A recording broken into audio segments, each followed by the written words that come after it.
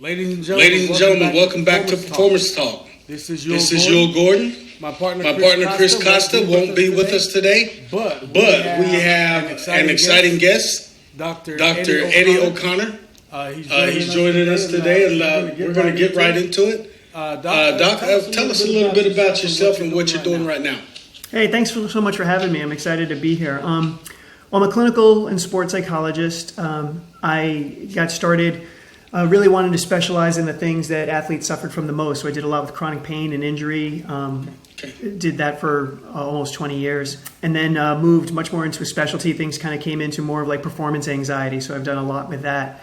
My current role is really building Success Stories community. It's an online platform for high performers who want to overcome their obstacles to excellence. And I take the approach to excellence of, rather than it being typically like the positive thinking and building confidence that we're also familiar with and can be helpful, in my experience, I really found it's who can overcome the adversity the best, particularly the internal adversity of what are the thoughts and feelings that get in the way. So a lot of my work, both clinically but within the Success Stories community, is to teach people how to interact with those difficult thoughts and feelings differently so that they can pursue their values 100% with consistency and excellence. Getting into that area as far as dealing with what you're feeling inside as far as anxiety goes, that's not something that people think athletes need to do. Why is it important? Everybody thinks an athlete, gets hyped up and they're ready to go. They're going to run the marathon, make a great skateboard or snowboard run, be on time in the tennis match. But that's not always the case. They deal with a lot more anxiety than we might know. It's because I think we think of anxiety as automatically pathological, and we have to stop doing that.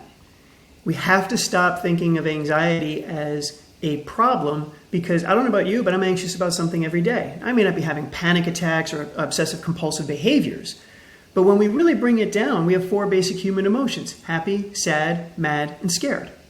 And we experience all of them to some level all day.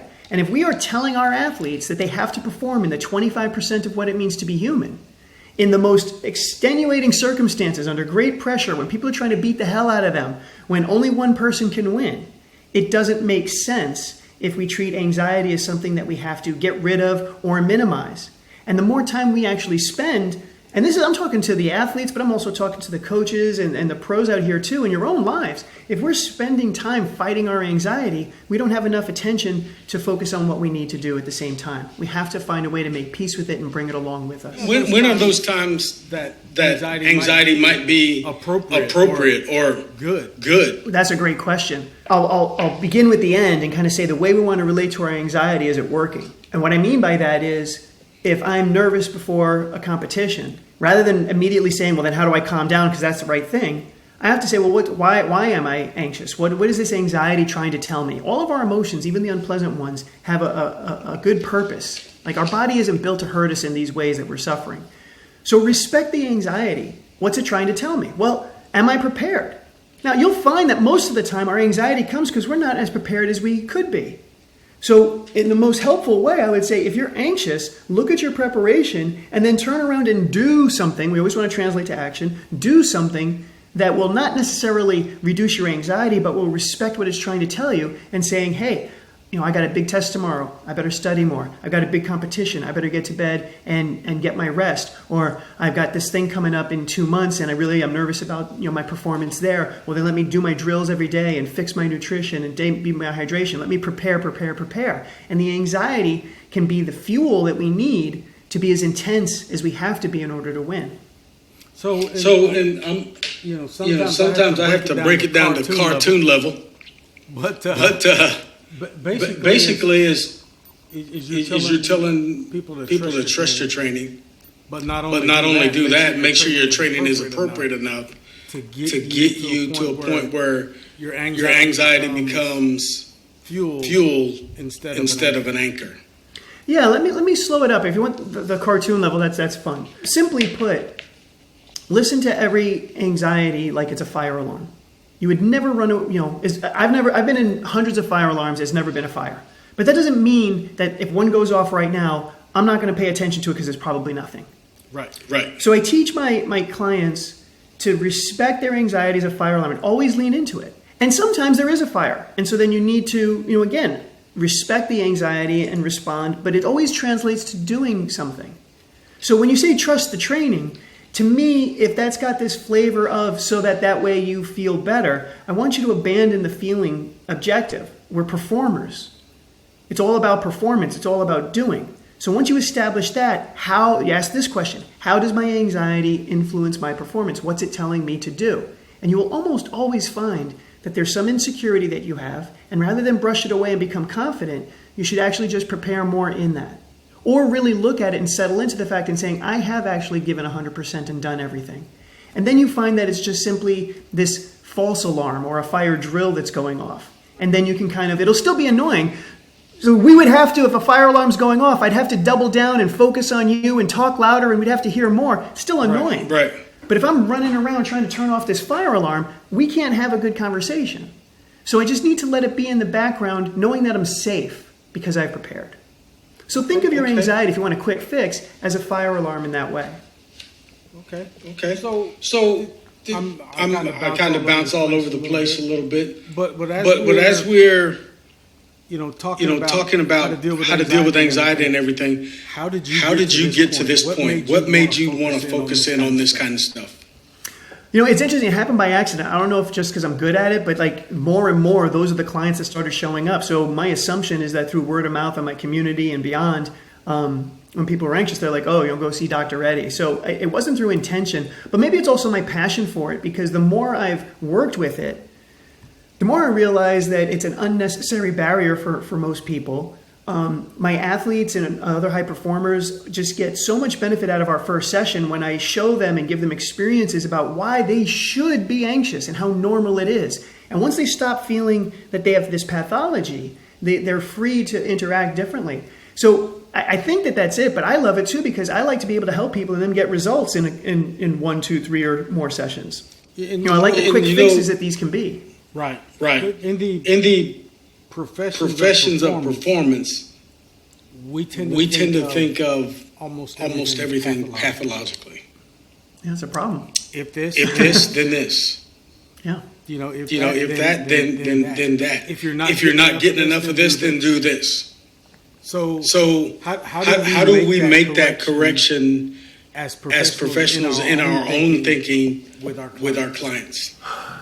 This isn't going to be a cartoon level explanation. That's all right. We're talking to somebody else now. Good timing for us to actually have this, because I just presented on this at a workshop that got some great feedback at the Association for Applied Sports Psychology in Orlando here. Okay.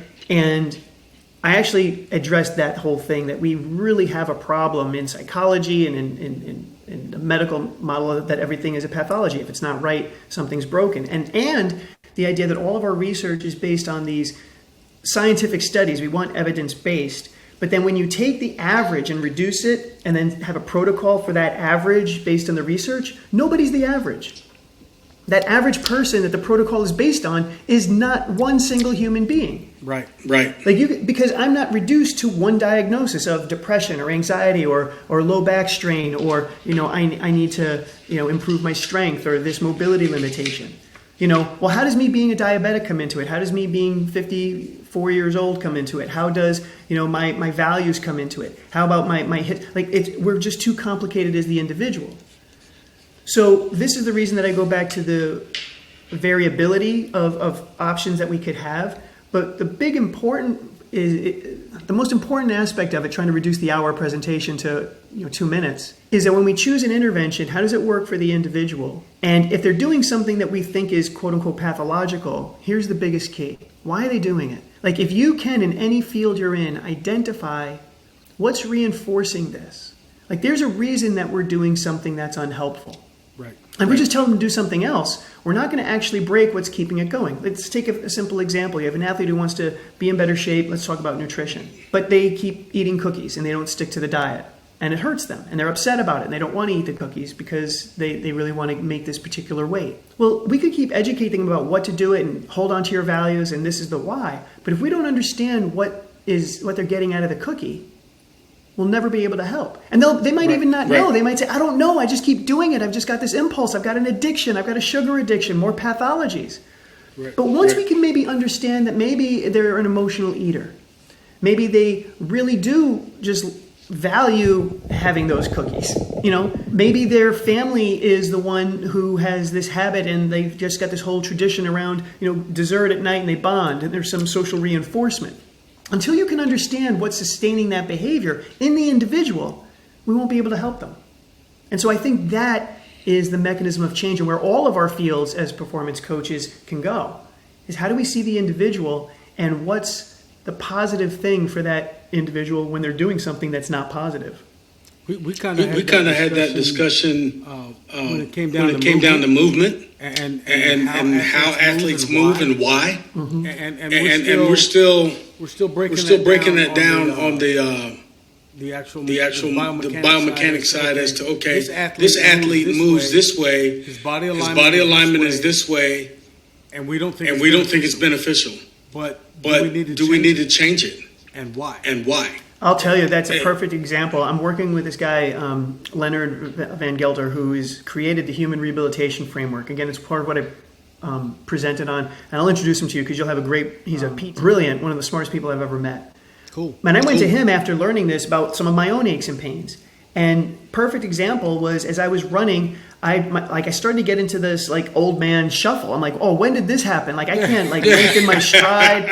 And usually we'll just say, well, you just gotten older. But I'm I see videos and I'm I don't know. I want to get back to sprinting, but my mobility was coming back. And then I was trying harder to remember the proper form for running. I've been running since high school. Right. And so anyway, he had me doing this exercise of just walking around. He's like, what do you notice? I'm like, what do you mean? What do I notice? I'm walking. He's like, well, do you notice tension anywhere? And I was figuring, okay, I'm tense on the left side. He's like, no. I'm tense on the right side.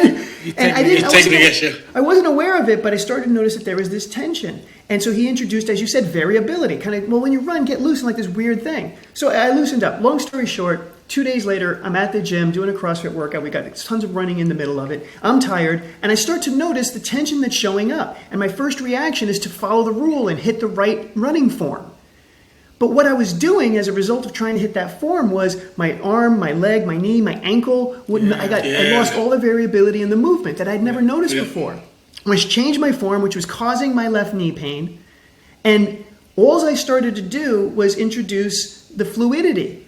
And within a couple of days of doing that, by allowing, like you said, to do it in a different way, my body loosened up. I stopped following the rules and the habits, and it was partially reinforced because I had to run with the right form. Same thing with my squats. I was having terrible knee pain. And in CrossFit, you have this idea of the way that you need to squat in a certain positioning. But again, I'm not built like a 23-year-old elite athlete. My body moves very different.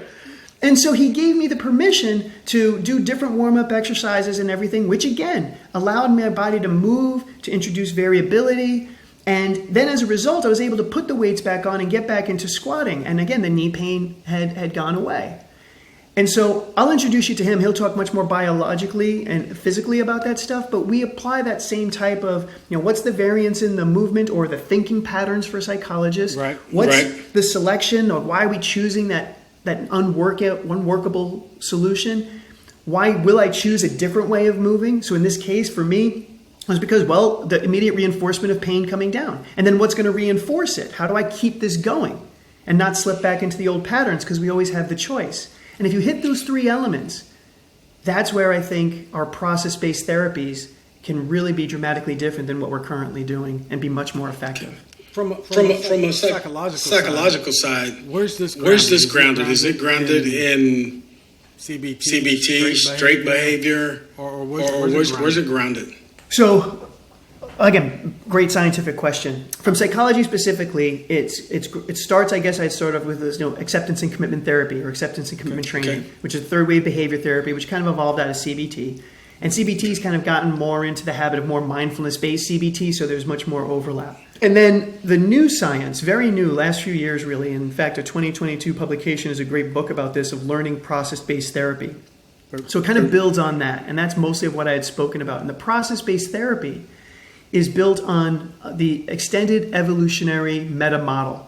The idea is that in biology, if you ask somebody enough, why do people do that? And then they'll give an answer. Well, why do we do that? They'll give an answer. It always comes down to evolution.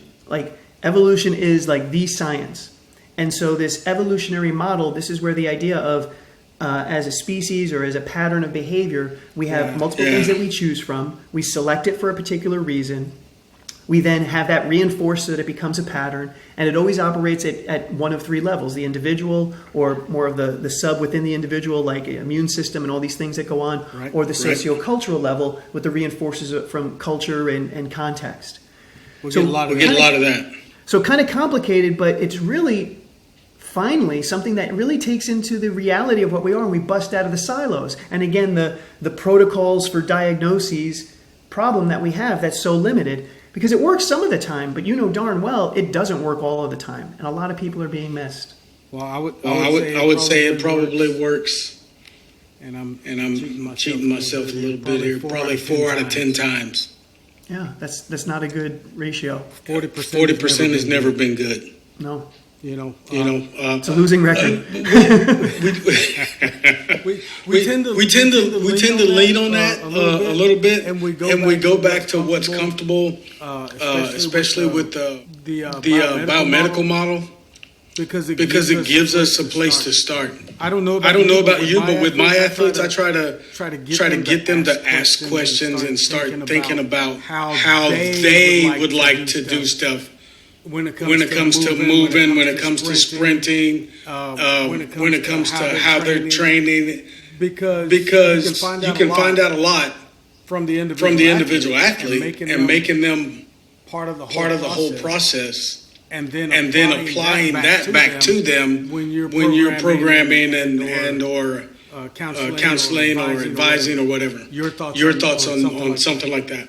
Oh, 100%.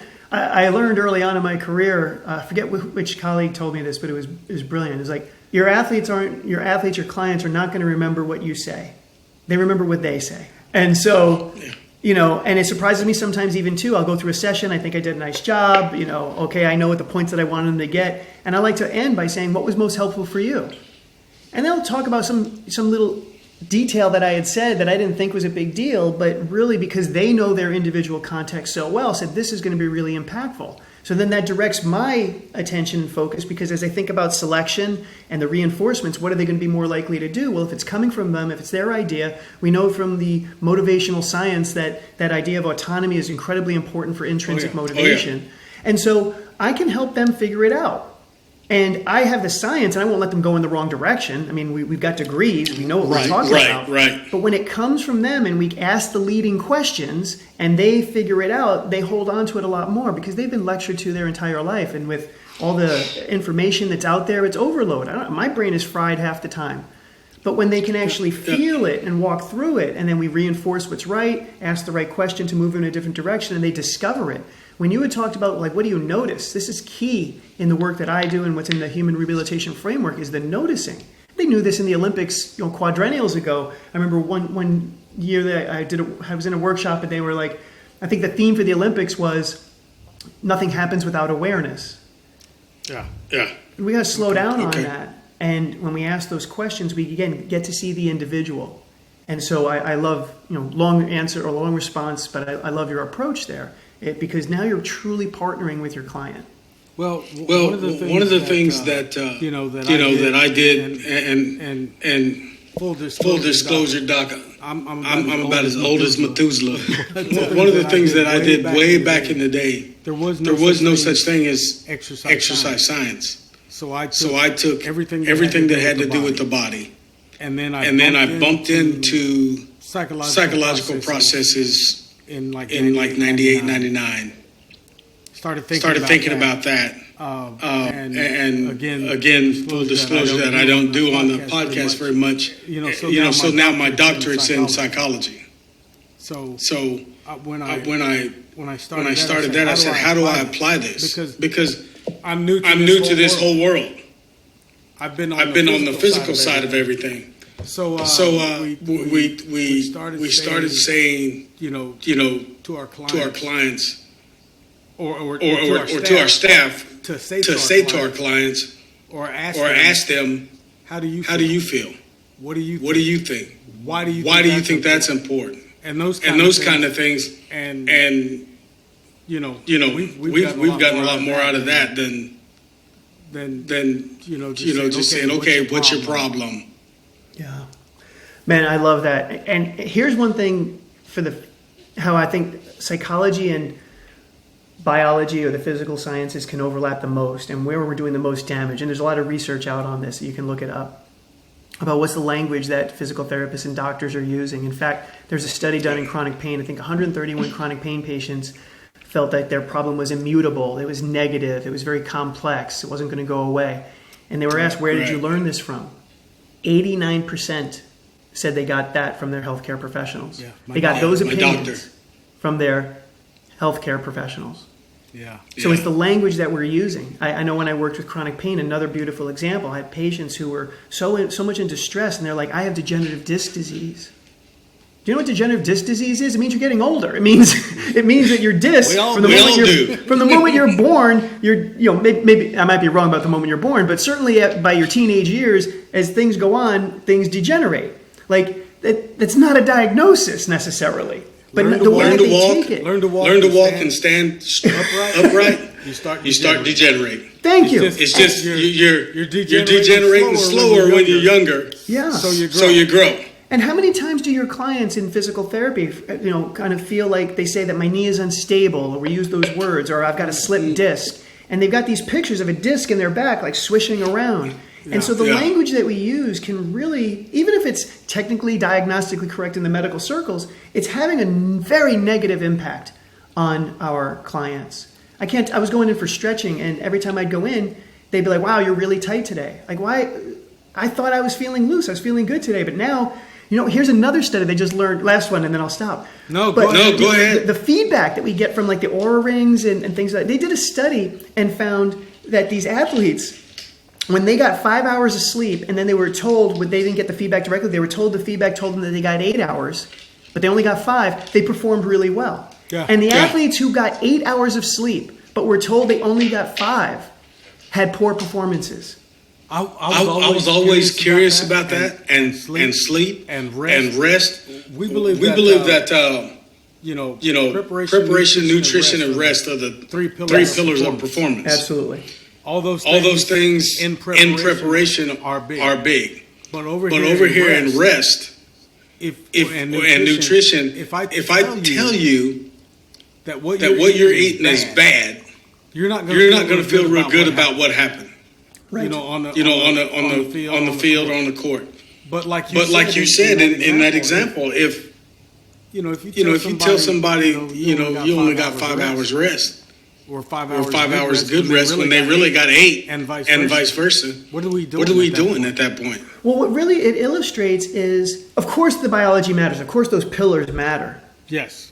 And what matters equally with it in order to maximize that effect is the way that we talk about it and the beliefs that we have. Because we could tell an athlete that, for example, that it's stable. I work with a lot of athletes coming back from injury, and they'll get maybe good medical suggestions that, hey, you're healthy, it's good, you're good to go.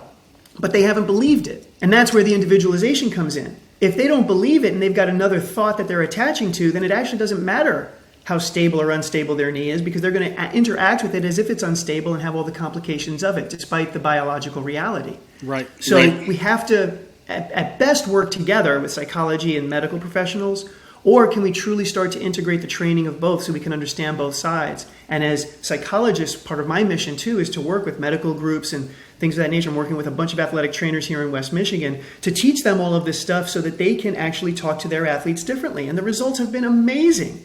And they can't even believe it, that just by changing a word or two here, how the athletes have then, as you said it earlier, will run with this information and be well. Because we're empowering them. Right. And then with that empowerment comes the types of progressions I think we're looking for. How many times, and I know you have a few times, you've seen an athlete with an ACL injury, and they just weren't comfortable coming out of the brace. But the coach and the doctor said, "Oh, the knee's great. You need to go ahead and take the brace off, and you'll get used to it." What I said to the coach and the doctor, I said, "Let them run out of the brace. Let them put that brace on as long as they think they need to have it. And when they think it becomes a detractor, they'll take it off." I said, I feel like our job is to not let them take it off too early. as opposed to not letting them keep it on if it made them feel comfortable. I can certainly see the value in that if we continue to look at them as individuals, because I can certainly see a number of athletes where that's absolutely the case. But I also have a client that I remember, high-level elite bowler, who was wearing a brace on the knee. And the brace, even though it was told that she could take it off, many months ahead of time, the brace was actually reinforcing that she had to protect her knee, and it totally affected her bowling What she was skill. doing? Yeah. And it wasn't the brace itself that was restrictive. It was that the brace was reminding her that she had an injury before and she needs to be careful. And she could never get back to the form because of that. And so we had a conversation, and I was like, is it healed? And we built on those like step by step. Well, if this, then that. If this, then that. And she was realizing that she was really wearing it out of fear, an emotional reason, as opposed to out of an actual need. And so when she took off her brace, she was nervous the first couple times, but within a week was then able to get back to the proper form and improve her delivery on her scores. And it was all about getting rid of that brace. I agree with that. It's got to be an individual thing. And she had to feel safe. That's the other thing, is that our athletes have to feel safe. But if they're not, then they're not going to move and change. So it really came. I think that was my point to those two professionals. Right. She doesn't feel safe. Right. So, and in that case, that would work. If she doesn't feel safe, then let's keep her feeling safe. But like you said, encourage her during training. Okay, let's take the brace off for a few frames. There you go. Let's do this. Let's do that, and see if we can help her back to a level of comfort psychologically that matches what she is physically. Mm-hmm. Because until that happens, really, we both know that if the athlete's not comfortable, the performance is going to still suffer. So we can. I like where we're going with that, or where we went with that. I have another little bit of a question. Yeah. And a little bit of a statement. I find a lot of times that as we bring in younger professionals in the fields of performance, all of them, psychology, physical therapy, sports medicine. When we bring them in, we're not giving them enough of what am I trying to say? Enough of the whole picture. We're giving them the fire hose of what it is that they do, but nothing of how it fits with psychology, how it fits with nutrition, how it fits with injury and recovery, and those kind of things. Your thoughts? Well, the older I get too, the more I realize I don't know everything. Like the more I learn, the less I know. I'm explained that like when I was really confident knowing this much, right? Because I was only I knew a lot, but I only knew this much. If this is the field of like if the knowledge is infinite, I'm only in touch with this circle of what I know with only this. Now that I know this much, I'm in touch with a whole lot more that I don't know. Right. And the more I know, the more I realize there's stuff out there. So without criticizing graduate programs and things of that nature, like there's a lot to learn. I would encourage humility that I didn't have, honestly, when I got out. I was like, I got my degree, I'm ready to roll, let me do and let me help people, because I was highly trained and I knew what I was doing. But I needed to be more humble, and I needed to continue to seek out mentorship, and I needed to continue to be curious. And that's what I would suggest. I mean, I'm now this much later in my career and talking to a lot of people at this stage of career as well. Like we're enjoying these new areas of performance, whether it's a new population or a shift in what we're doing. Almost everybody's having this sort of mid-career transition because we did things well, but now we realize there's new things that we could be excited about and learn. So as the young professionals, I would say, yes, like be proud and be confident in what you've learned, but remain curious and really surround yourself in your environment of work with people that you can learn from. And it doesn't undermine who you are and what you've done, but it'll just make you better. It's sort of like if we want to all help people to achieve their excellence, that's where ours has to come from as well too. So I guess that's my feedback is, take this podcast, like thank you for putting this out. This is what you're doing and contributing to that. This counts. So continue to be curious and grow, and we'll serve our clients much better that way with that humility. With that said, One of the reasons I did start this podcast is, I hate to date myself, but back in 2010, maybe 2009, I started feeling like, okay, I'm still learning, but I'm at this stage in my career that I feel like I have something to give back. So how do I want to do it? I didn't want to teach at the time, which is what I'm doing now. But at that time, I still wanted to. Well, I can still be out on the field or in the weight room, or helping in these ways. But it started to feel more like you're sitting here. You're still learning this stuff, but now you have something to give as well. So what do you do? So that's how we got here. Yeah, perfect. With that said, and continuing down that kind of mentorship thought process, we all think in the beginning mentorship is important to get that first job, to get in a place where we can do something we want to do. Why is mentorship today still important for mid and late career professionals, and just as important to continue learning? I think the idea when we talk about mentorship is the idea that whatever stage we're at, no matter how old we get, we're getting into a new stage. So, as mid-career professionals, we've got a different family life. We have maybe more or less energy as a result of both our health and demands. As we get older, here's the best story of mentorship that I had heard. There's a guy, I think he's in his 80s, and he was still being mentored by somebody who was, he was in his 70s, he was being mentored by somebody who was in his late 80s. And the guy, passed away. And the younger mentor in his 70s was saying, he taught me how to end my last days. Like, I was understanding what it's going to be like in the end of days and how to die. It's like this man poured into me about every stage of life. He'd been his mentor for about 40 years. But he was always ahead of me, 2-3 steps ahead of me, letting me know what's coming, letting me know how he's handling it, what his mistakes were. So there are stages of our life in our 30s, which is different than our 40s, different than our 50s, 60s, 70s, 80s, 90s, death. Wow. And the other idea, though, is I'll see a lot of this is people always looking out to get a mentor and what's kind of like so that they're poured into. But, people, don't always do it for free. You might pay for it. You might get a group. But then mentor somebody younger than you. Like, give that away. Yeah. So that, this system can work. Because if we're just looking to get mentored and we're not thinking about who we can pour into, then the system's out of balance.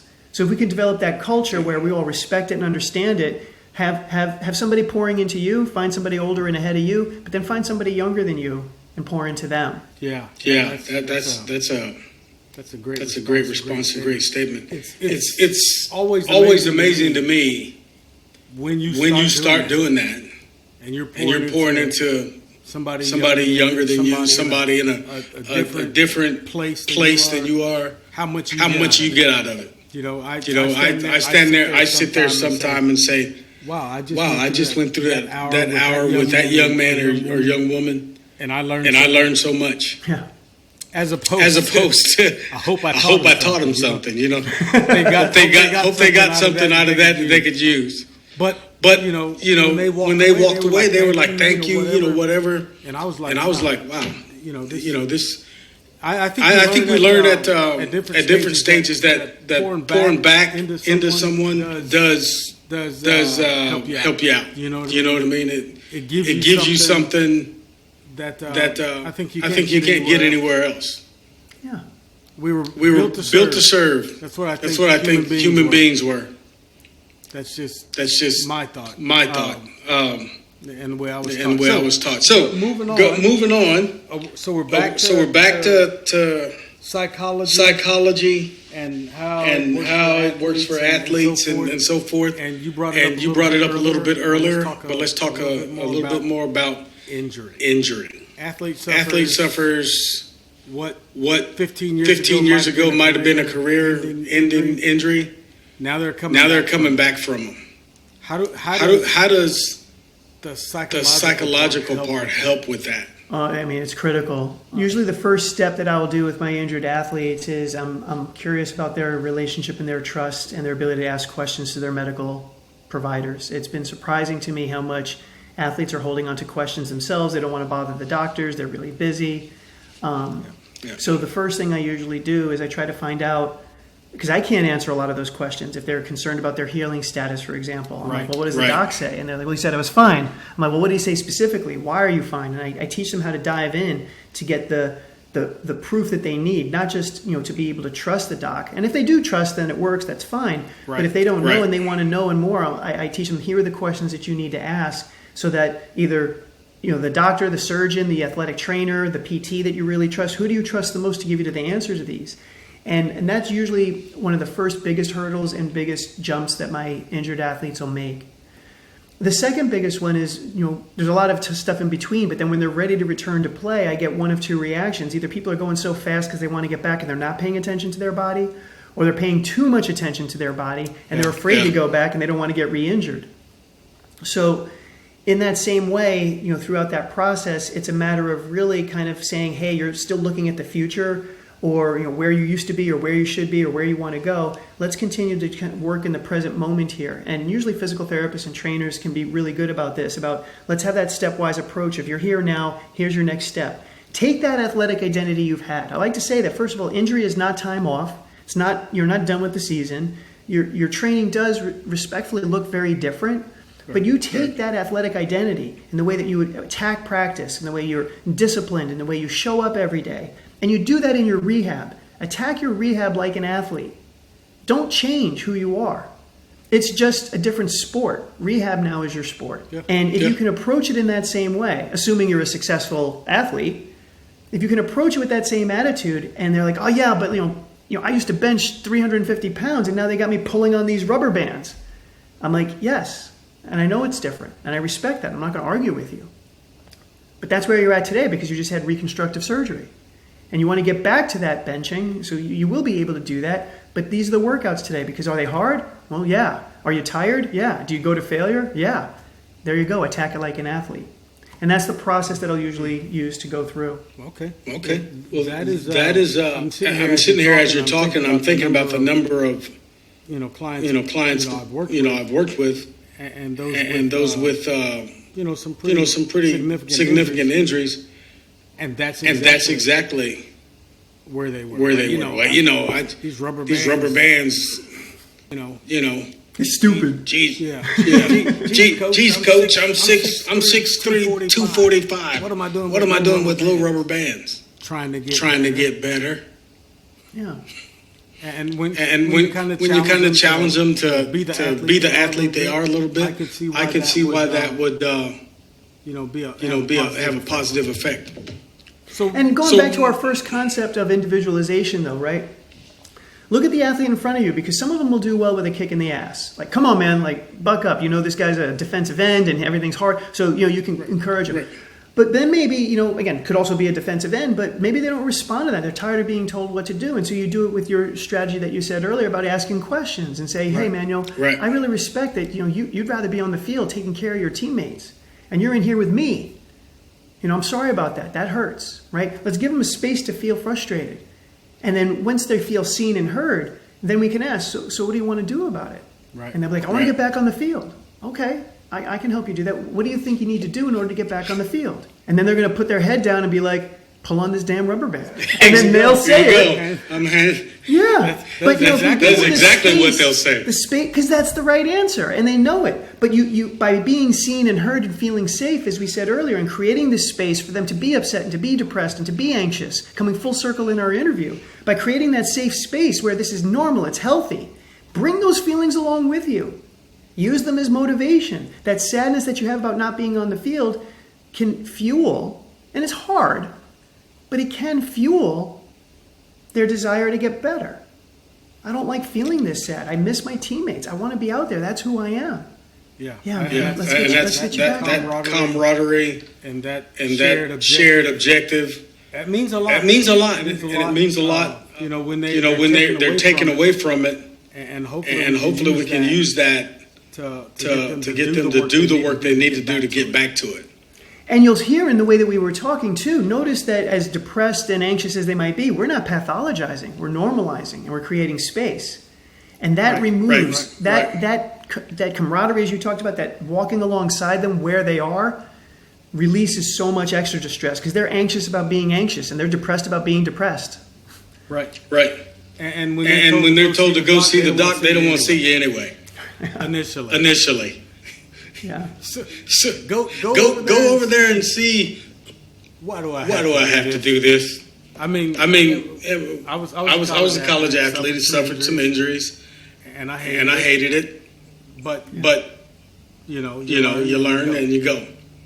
So we've talked about a nice little group of things. But I'm gonna direct us word about that time in the interview where I have to start looking at the future. So here's the question for the next 8-10 minutes. What does the future need to be in performance or sports psychology? And how does it need to fit with the rest of the performance world? The future, yeah. Well, I think we really set it up so this can be a shorter answer, but re-listen to the entire podcast and apply what we just talked about. But to summarize it, if you're looking at the literature and you're doing some continuing ed, I encourage people to move into the process-based therapies. And that's written by some psychologists, but it's written as a trans-theoretical model that, anyone can get applied into. And again, the book is called Learning Process-Based Therapy, and there's podcasts by like Stephen Hayes. That's going to change the way you think about clients. And you're going to listen to the science, brilliant people who put this together. And it all comes from science. Like they did this Death Star study as a quick example. Almost 55,000 studies were reviewed over this multi-year period. And they found that the greatest moderator of change in therapeutic change is psychological flexibility, which is the ACT model. And when you add mindfulness to it, mindfulness-based therapies, it accounted for over 55% of the moderators of change. So everybody, like we've got science now that backs this up, that says this is it, more than therapeutic alliance, more than self-compassion, more than like all these other things, which still work and they account for some of it. But when you can hit 55% in your approach, you really want to get educated in that. Right. And then, as I'm excited working with Leonard, the human rehabilitation framework takes all of that information and then adds the rehabilitation principles onto that. And maybe we can have some links, but there's a course that he and I had put together about ACT within the human rehabilitation framework, and then he's starting the certification through dynamic principles. All these courses that you can do it. So we'll leave some links for some information about that there. Okay. But that training is out there, and that's where the field is going. Thank goodness that's where it's going, because we're correcting the mistakes that we've seen are happening. And that 40% that you had said, it's like we need to get that percentage up. And we can only do that if we see the individual in front of us and start to move away from these protocols for diagnoses framework. Right. The one size fits the masses process. Right. And while protocols can sometimes get you to a certain level, at some point you have to go to an individual basis in order to work. I know in the armed services and as a vet, you walk in the door, they're treating 180 people. And right now. Yeah. And everybody was in an explosion. Well, you're going to get treated, all 180 of you for being in an explosion. And then you're going to get triaged and narrowed down to the individual. But you're going to get this first. We're going to check you for a concussion. We're going to check you for some damage to your auditory system. We're going to check you for some eye pressures, some other things, and move out. And then you get the individual treatment as you continue through the process. Okay, so we are. We missed a little bit about the future, which was kind of wrapping up what we've been talking about. But let's talk about, and we know process-based therapy. We need to start getting into that now. What else is right now that we need to that you think we need to pay attention to? Well, I'll get on my platform.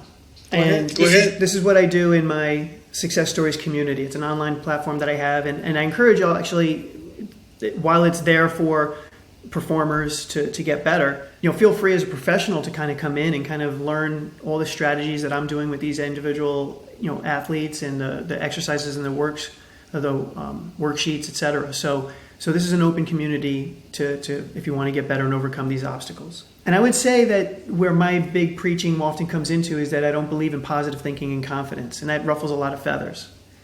And then the reason for it is because there are times, let's take injury, where you shouldn't be confident. Am I supposed to be right? Should I be telling these athletes to go to the Olympics and believe that they can win and beat everybody in the world?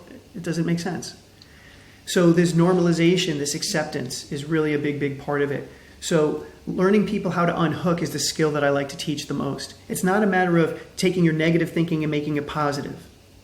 You've been in the gym, I can tell, right? Sometimes you just got to tell yourself to pick up the damn bar, stop being a wimp. Yeah. Right? Being kind and showing self-compassion, while that's a great intervention, doing that there in that moment is not going to get me to the intensity that I need to. It's not workable. So again, I teach my clients, and I would encourage professionals out there to teach your clients, your athletes, your high performers, the workability of my thoughts and feelings. And how do I learn to assess that? How do I learn to unhook when it's not helpful? That's a skill. And then get myself back in the present moment, attach to my values, and take committed action towards those. It's that formula. That's the psychological flexibility that showed up in the Death Star study. It's that formula that I teach in Success Stories community, and that's the one that I think is going to raise everybody's level of performance, from coaches and people who want to get their best health to the athletes that we're working with and everybody else in between. As we start to wind down here, because I'm at that spot, I got to keep looking at the clock. I don't want to make a little production folks mad by going over time. Yeah, because I'll get a bad note.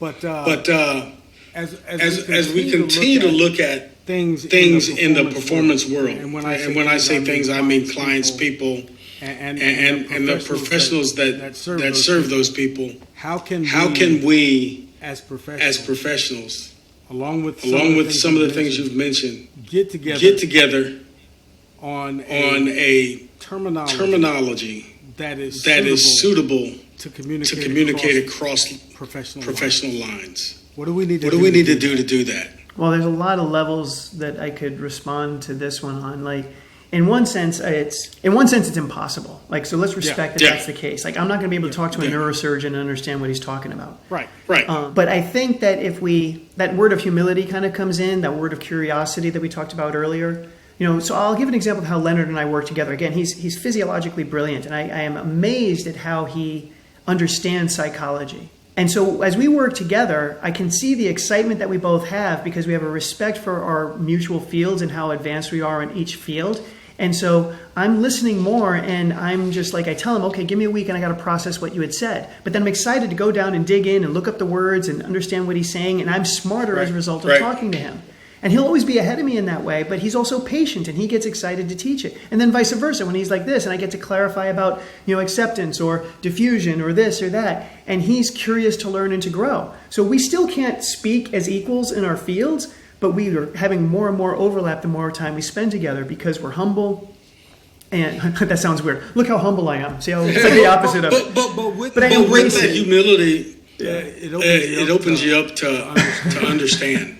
You know what I mean? It's the curiosity. It's the idea that I no longer, like I had to when I first graduated, be the smartest guy in the room. I don't want to be the smartest guy in the room anymore. Like, that was great for my ego, but I didn't learn a damn thing being the smartest guy in the room. I know exactly where you're coming from. As coming from two fields as a younger guy, and then going into this field, being in this field a long time, but as an athlete, as a soldier, as a leader, and then as a coach. I've been in a life of alpha males. Yeah, you got to be the biggest. You got to be the strongest. You got to be the smartest. And it took me a long time to figure out that at the very least, you want some smarter people in the room than you are. Yeah, at the very least. Yeah. So well, listen. This has been a great conversation, and I know we could probably keep this one going for a while. And don't want to start a new topic, but I want to throw the door open to you for any last words, and ask you if you'll send us some of those links and those things, and we'll put in the show notes so when this one drops, the community out there will have them. Your website and those kind of things. Yeah, thank you. It's like I'm really excited about this stage of my career. If anything that I have said has been helpful to you, I would encourage you to go to the Success Stories community, or I'll drop the link to Dynamic Principles, which is more of the human rehabilitation framework with the injury. And both of those are going to kind of involve somewhat of the process-based therapy. So if you like it, I just highlight that those are the two things for more resources if we've piqued your interest. And I would love to partner with you and walk alongside you and help you become your best, overcoming your obstacles as well. So thank you for that opportunity. All right, ladies and gentlemen, my name is Joel Gordon. This has been Performance Talk. Our distinguished guest today has been Dr. Eddie O'Connor. Eddie, I appreciate you taking the time and speaking with us today. But more importantly, over the last month, I really appreciate your understanding. As I had to bump my head on a couple things, and then with our lost loved one, and then just getting back to trying to have a regular day, which we all know is impossible after something like that. But I appreciate your understanding and ending up with us here today. And we're looking forward to talking to you some more in the future. It's great to be here. Many thanks.